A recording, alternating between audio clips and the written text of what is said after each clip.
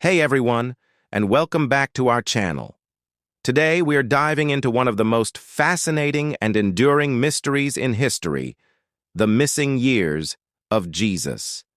The Gospels give us a glimpse of his birth and a story from when he was 12, and then silence.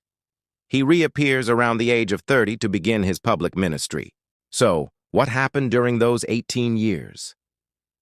Let's explore some of the most compelling theories. The Bible itself doesn't offer any details about this period. The Gospel of Luke simply says that Jesus grew and became strong. He was filled with wisdom, and the grace of God was on him. This has left a wide-open space for historians, theologians, and curious minds to fill in the gaps. One of the most grounded and widely accepted ideas is that Jesus lived a relatively normal life in Nazareth. As the son of a carpenter, Joseph, it's highly probable that he learned the trade himself. He would have been a tekton in Greek, which means a craftsman who worked with wood, stone, or metal. Imagine a young Jesus working alongside his father, contributing to his community, studying the Torah at the local synagogue, and participating in Jewish festivals. This theory suggests that these years were a quiet, formative period of growth in faith and character, preparing him for the immense mission that lay ahead. It's a powerful image of divinity grounded in everyday human experience. But what if he traveled? This is where things get really interesting. One popular theory suggests that Jesus traveled east along the Silk Road, the ancient network of trade routes connecting the East and West.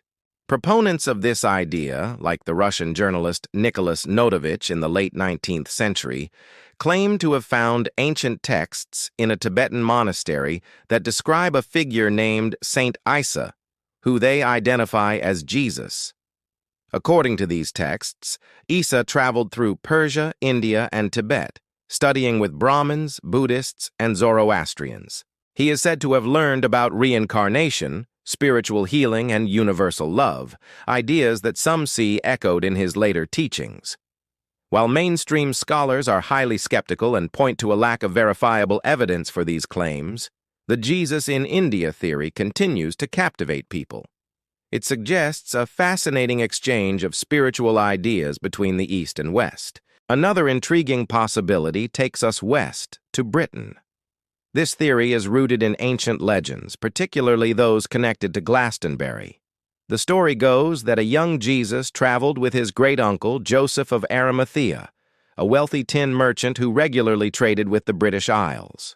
The legend even inspired the famous English hymn Jerusalem, which asks, "And did those feet in ancient time walk upon England's mountains green?" While again there's no concrete historical proof, the idea that Jesus experienced the world beyond Judea is a powerful one. It paints a picture of a young man seeking wisdom not just from his own tradition, but from the wider world. So, where does that leave us? Did Jesus live a quiet life as a carpenter in Nazareth, or did he travel the world, absorbing the wisdom of different cultures? The truth is, without definitive historical records, we simply don't know for sure. These lost years remain a profound mystery. But perhaps that's the point. Maybe the silence in the scriptural narrative isn't an omission, but an invitation. It invites us to focus not on where he was, but on the person he became. The wisdom, compassion, and revolutionary love he demonstrated in his public ministry are what truly define his legacy. What do you think happened during those 18 years? Let me know your thoughts in the comments below. It's a fascinating conversation to have.